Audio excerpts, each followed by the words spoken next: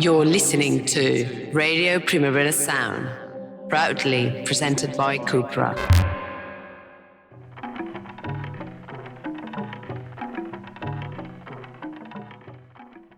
Hello once again and welcome back to Line Noise. This is in fact a line noise that has been quite long in the making.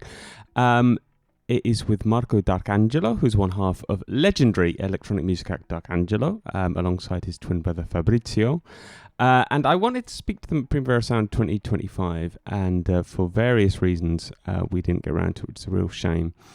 Because I love them, quite frankly. And they were really, really nice. And they're like, look, okay, we can do it sometime later. So we did. And one day in early July 2025, we spoke. Well, I spoke to Marco. Fabrizio was working. We spoke about all kinds of things. We spoke about signing to Aphex Twin's Rephlex label, about making music with a tracker. We spoke about a certain Italian tinge to their music. We spoke about the term braindance. Thomas Dolby, Depeche Mode, what it was like to play Primavera Sound, and a lot more. And they are really fantastic, D'Arcangelo, so I really hope you enjoy this. Not all that many interviews with them, I don't think. Oh, and also news of perhaps a new album. Oh. So I hope you enjoy it. Line Noise comes to you with the support of Cupra, thanks to them. Cool. Well, look, thank you so much for agreeing to do this. I'm sorry we didn't get to do it at the festival, but it was one of those, well, yeah. Quite time. Yes, but how was your gig? Oh, definitely. Well, thank you for having me. And Fabrizio is not here, obviously, unfortunately. He lives somewhere else and he's stuck with his job. I'm more like a freelancer, so I get more, I'm more available to do things and such things. So no trouble. How was the Primavera gig? I was working. The gig at Primavera Sound. Oh, it was fascinating. It was really good. I mean, we enjoyed every minute. We had beautiful companions, young artists. As we realized, for some reason, all in a sudden we thought we're from the 90s, and it's like no, it was really really good. Again, it didn't matter the time. It was very very. Intense. It was really we enjoyed it a lot. I mean, we were on at 3 a.m. It was 3 a.m, and it was actually quite busy. So excellent. I mean, it was everywhere busy, but we realized that the warehouse was the actual perfect place to sound for that kind of sound.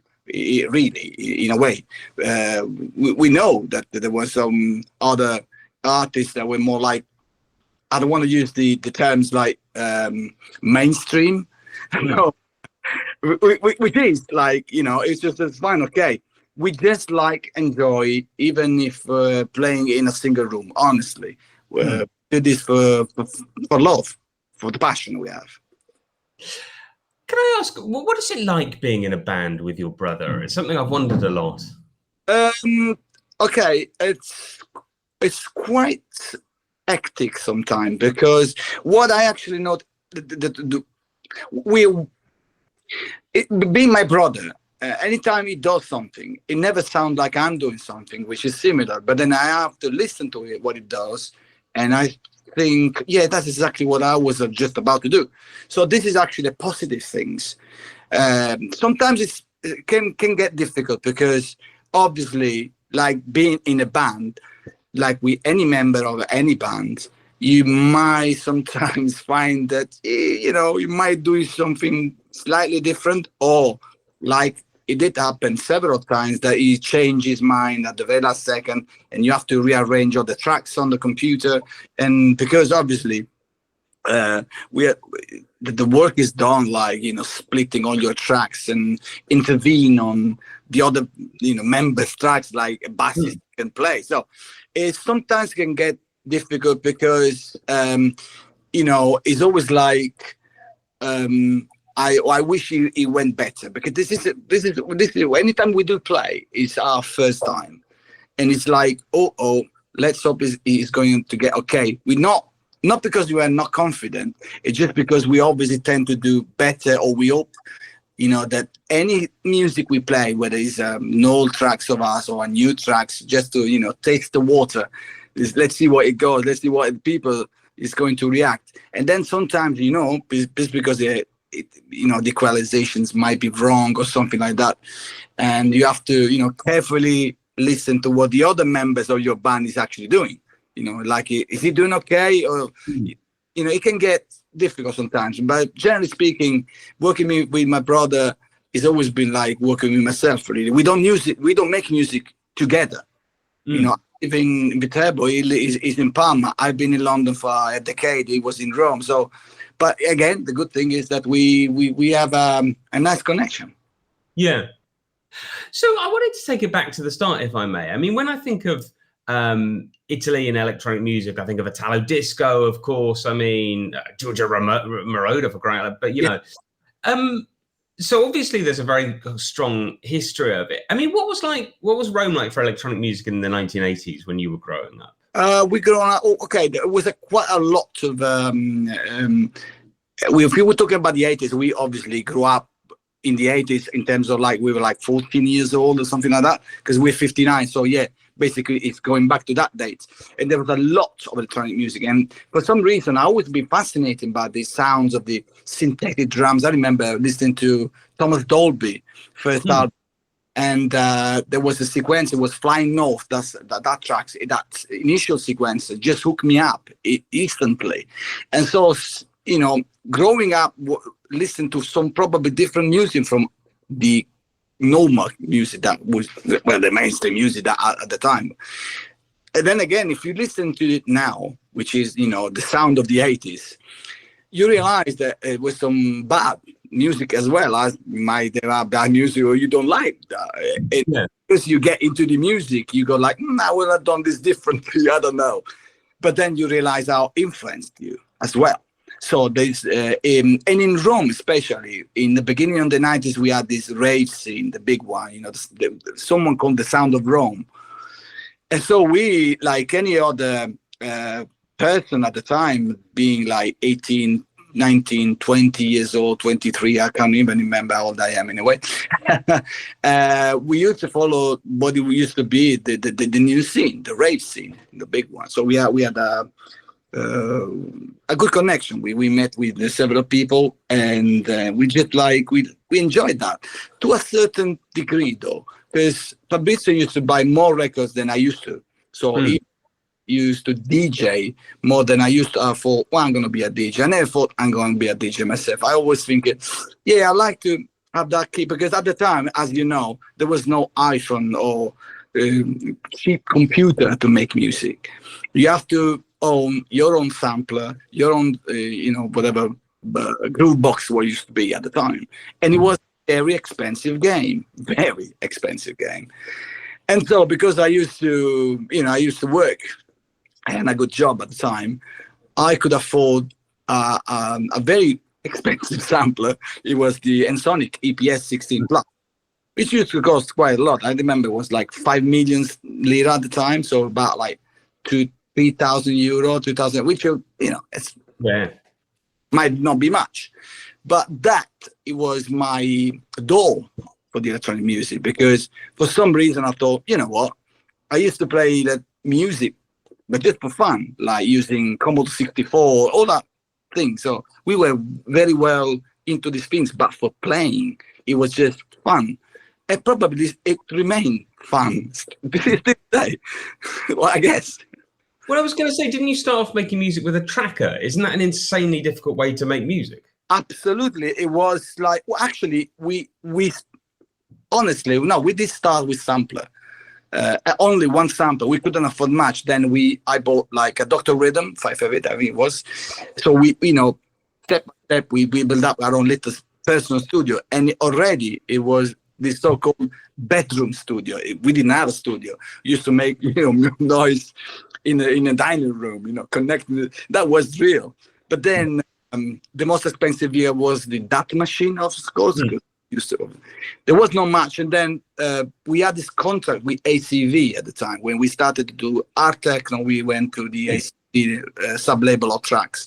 And the guy who owns the label had a proper studio. So he wanted to have, to go there with our machinery and record in studio. And it was fine. It was our very first studio experience. But The tracker came a bit later, actually, and it happened in London, actually. And it was, I mean, we used to do some tracker stuff with the Amiga, obviously, the Pro Tracker on the Amiga.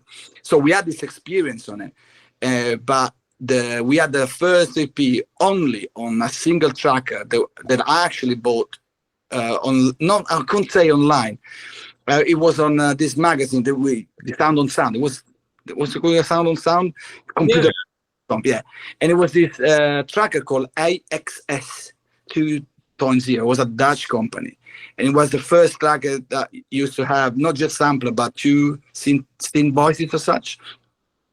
And it was a challenge, honestly. It was on an Olivetti 3S6. I mean, honestly. But that was the challenge, see. That what really pushed you the limits. Because today, you do any kind of music, but honestly, having that limit used to be probably sometimes I think, I should do some music on a very complicated machines.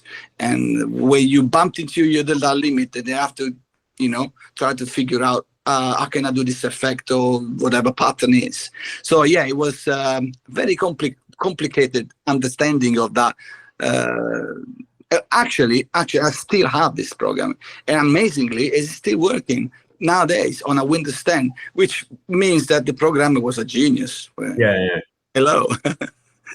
But it was okay. I've often wondered, do you think there's something innately Italian about your music? Probably because initially with if you take aside the art techno tracks we did, going aside, we just stopped and we went to this set of tracks where it used to be released on the other sub label of ACV, which was Out of Orbit, with the diagrams. It was Automia Division, and it was just Fabrizio. And that kind of sequencing, because I used to listen to a lot of music of artists, which today, can I mention a couple? It was very basic electronic music, really. It was just sequencing and melodies that I used to. There was a lot of melodies in Italian music as well. It was different from whatever what used to happen in Germany. Like, I don't know, you remember the Duff Brothers, which is not They were like very crowds or electronic, punkish, sort of amazing minimal as well. I don't want to say something and people say, what you're talking about. It was quite minimal stuff in a way. And while the Italian were a bit like mellow, like these sort of things. So I can say that probably being also a huge fan of Depeche Mode. Yeah. And listening to that very rare tracks from Depeche Mode where I used to only be instrumental.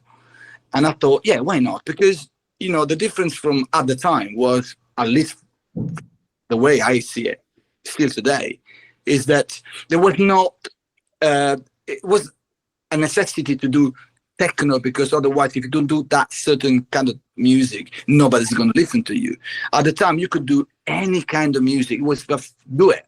So we were actually lucky to have a producer like Tony Verde that accepted that music. We used to be like probably Apollo music used to be for ambient at the time. So and it's still today. So, and then, things move, change and grow up.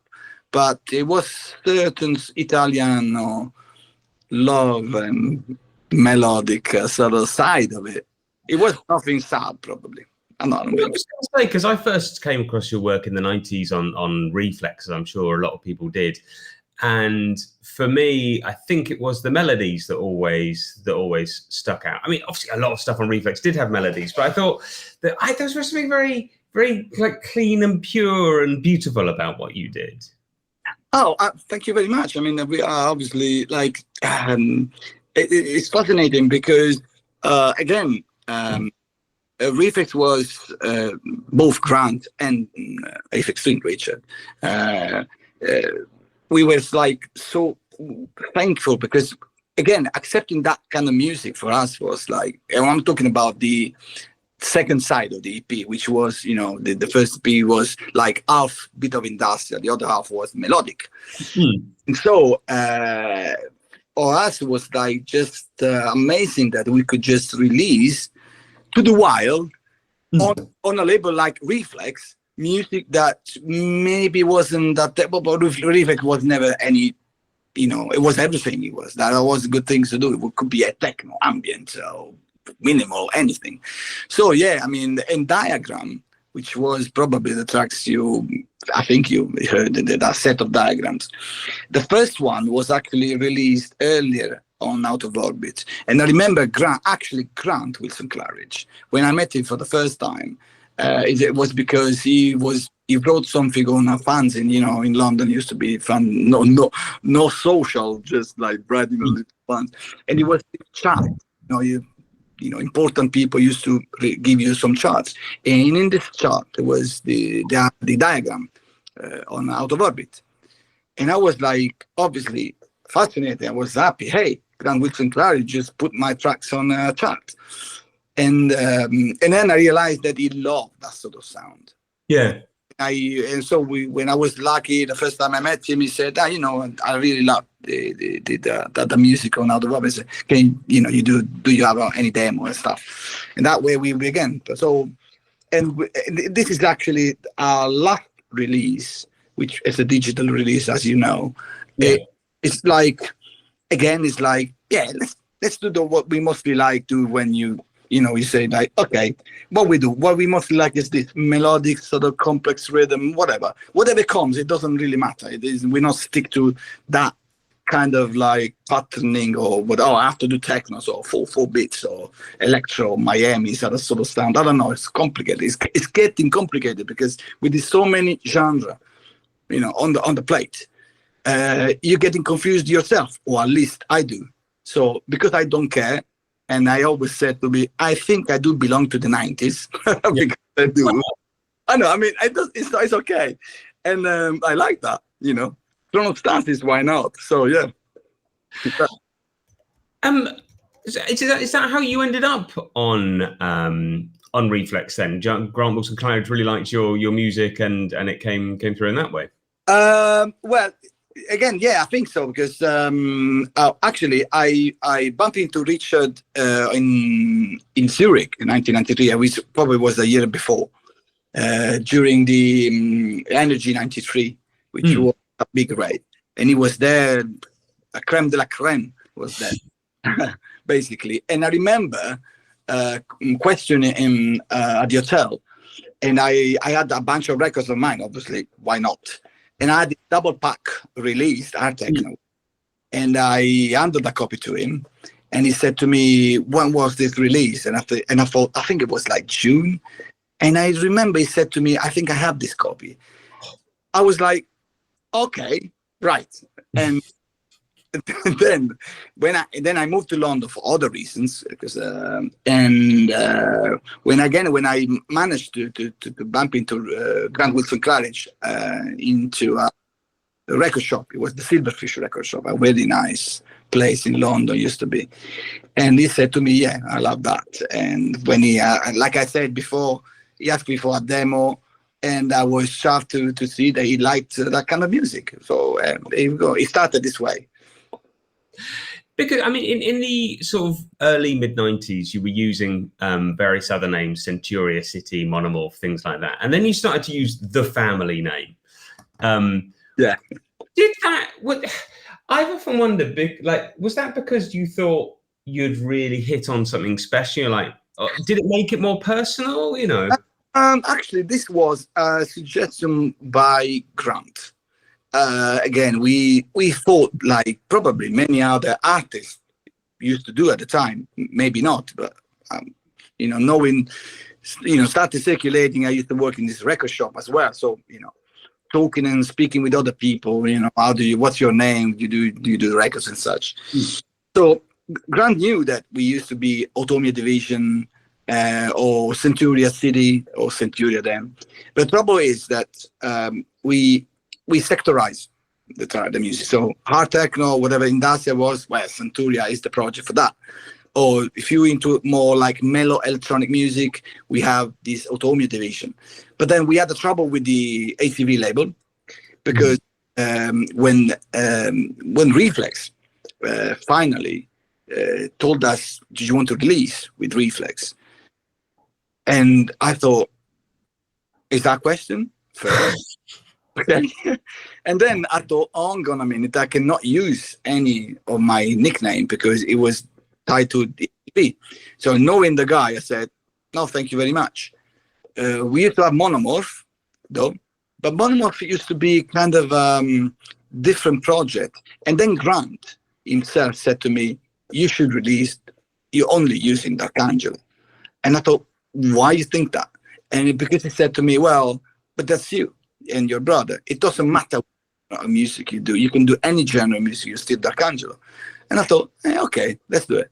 And that's it. I thought it was a very good idea, actually. I mean, I think when I first heard you at the time, I had no idea it was your family name, because it was, It was. It is. It still is.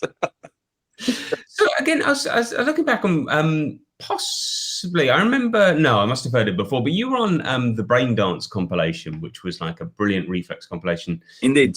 2001. What did you make of the Braindance tag? Because I know musicians don't often like genre tags, but I quite like Braindance. Okay. To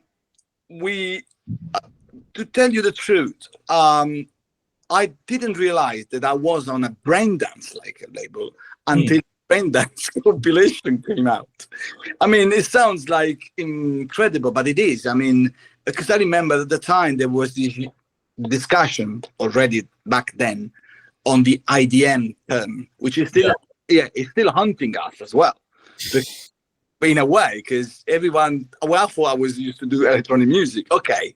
You got techno, you got electro, house, drum and bass, jungle, whatever it is. And you know what you're going to listen to about.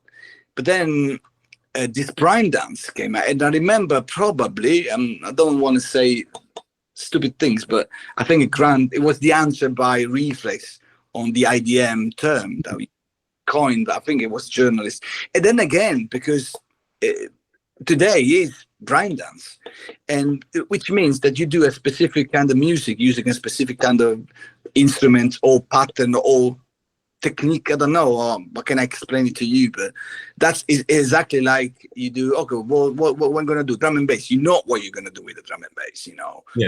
Bass. Chopped break beats and stuff. Okay, you can do. I can see ambient drum and bass, which I don't know what it's all about. Like honestly, I'm sorry guys, I don't know what melodic techno is. I'm sorry, but it just like confuses me so much because probably I'm a bit of a purist, but probably I just realize I'm just old. I'm an old man, going out. I still need to catch up with the new, generation of things. As a matter of fact, we are happy that the new generation is approaching a lot. There's a lot of, but then again, with the IDM terms, when I listen, like anybody, probably you, when you bump into any video, the people, tag as IDM.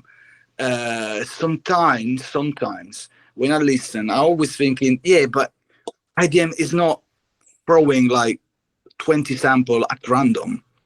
It isn't. What is IDM? I don't know. Because if you listen to any records of the 90s, there's everything. There's an ambient tracks. There's probably a techno tracks. There's a more complex, whatever syncopated drum pattern tracks. So there's everything in that. Yeah. So I can mention to so many records. So unfortunately, and I say unfortunately, this tagging system is not really helping in a way because it confuses people, or it's like being in a ghetto. Or what do you do with that? And I don't, because if I release an album which are like a bit of this, a bit of that, am I going to broke the system? It's like, what is this? The Braindance was definitely the answer by Rephlex, and I think it was just provocative things, which then grow up, and we're still here today. I mean, the song of yours that was on that compilation, Diagram 7, the 80s mixed, is an absolute classic. Is that the song you're best known for? Maybe. Everything was chosen by Grant because I remember we had there was a compilation done for, I think it was the Rockstar Games, Manhunt. It was a series of remixes, and I thought that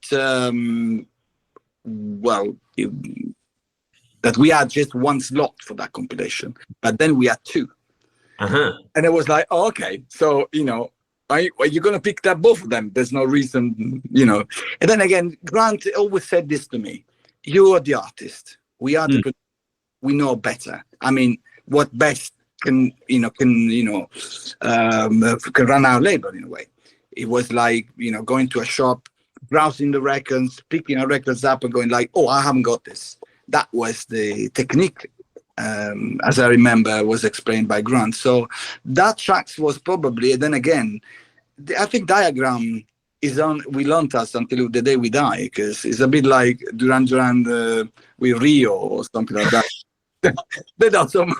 Or just like, I know what it feels like. It's like, oh, that kind of Diagram. You go like, yeah, but I had so many records past that, and it's that, but it's fun. It's okay, nice. Talking about more modern records, your most recent was the Electric Road EP in December 2024. How do you feel that fits into your catalogue? I think probably fits very well because, again, sometimes that is the same concept. That is happening, same. That when we released the Diagram for Rephlex, because I handled this set of recordings that was done just when you got really nothing else to do, and he suggested me you should release this, and I thought, it's not because I didn't want to release that set, it's because I didn't thought, are we ready for this? The ready tracks will be released, it just. But then again, he was always right, and I thought, a minute. People's always asking me, sometimes message me about, hey, what about Diagram? Or why don't you do this about Melodic Electronic? And there you go, Electric Road. And it was, again, a challenge. It was, but we never expect much, We love to release, and we had a very good feedback about Electric Road. And that's where we stop, because we don't want to, I don't know. It's kind of strange. When you have a record, or you have let's say a successful record. Yes. So what you do, what usually a record company does, is repeat it and then such. They do the second release, which sounds just the same, and we don't want to do that. We just want to do, okay, that was that, and the next might be better or worse. And that was exactly what happened with another nickname we have. Which is Undiagnosed, and that was, then again, a set of tracks. The Grant said to me, you should release that all together, like, we are just following his nice suggestion, because we know that he can handle this. But it was a nice suggestion. It was a nice, you should do that. And I thought, yeah, let's do this, and it went very well. The second, the fifth EP was a bit like, weirdly, it didn't have that listening or feedback we had with the first batch of releases. But then again, this is because we don't have Instagram, we're not on TikTok, and probably because we don't believe into promoting ourselves that way. It's probably because we love to talk when there's something to say.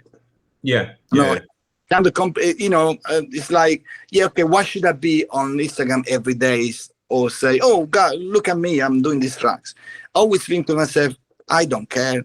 You're gonna listen, not because I don't care. It's just like I do prefer to listen when the track is ready, as it is released. Because if I don't know, could you say, listen to what I'm actually making, when that track is finished, you heard it already. And maybe you like the first set and not the final release. My mind was this way. It was like, you're going to listen to my voice when I have something to say. And this is probably what it's the policy of old people that used to thinking, okay, I don't dance, sorry, I don't dance. I don't want to be too picky on TikTok people in a way. Instagram could be interesting, but then again, we are organizing ourselves because we need to be more present. This is for sure. We need to be more present. And in the Primavera Sound Festival leaflet, there was this writing about where we rarely play live, which isn't that true, but it's okay. I'm probably that kind of festival. Yeah.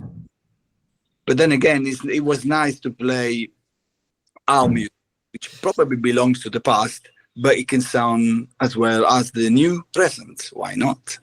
Well, I was going to say your last new original album was 2013, right? True. Any chance of a new album coming up soon? Is that something that we are working? Yeah, we are working on a new set of tracks. We are taking our time. We're always taking our time to release. We don't release one every 6 months or whatever. This is because before the pre-COVID time, it used to be more like hectic, but then the came and it switched all off.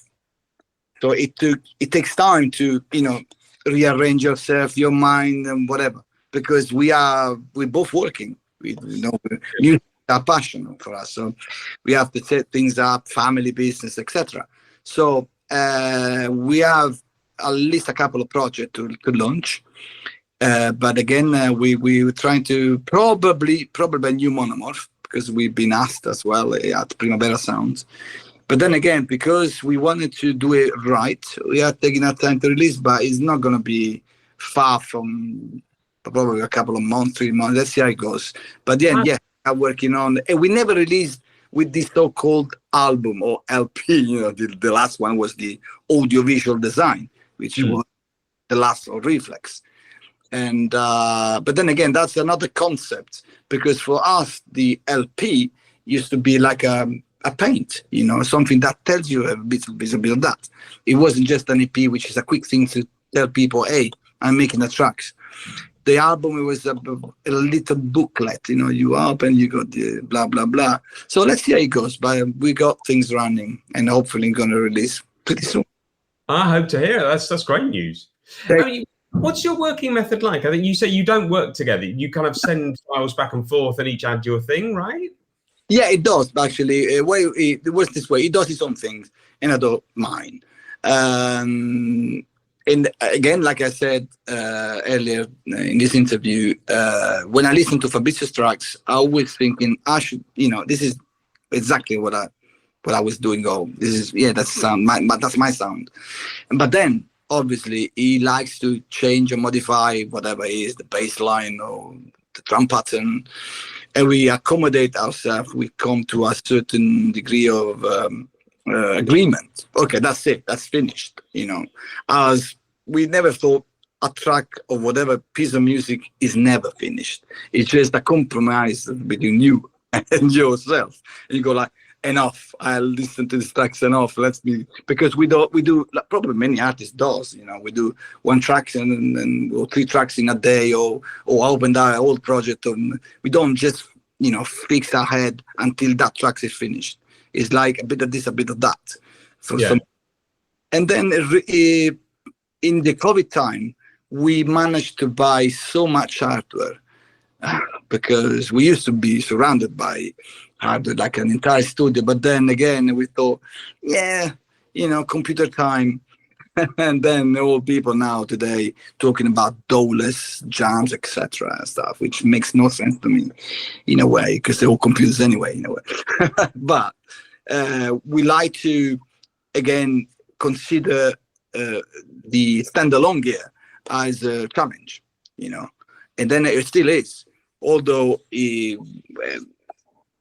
when you have your own method of making music, like anyone, whatever it is, Cubase, Ableton Live, or Reaper, or anything, it's just like because you know what you're doing and it's quicker when you learn things. But then again, the method is I do my own tracks, he does his own, and we melt this together and see what happens.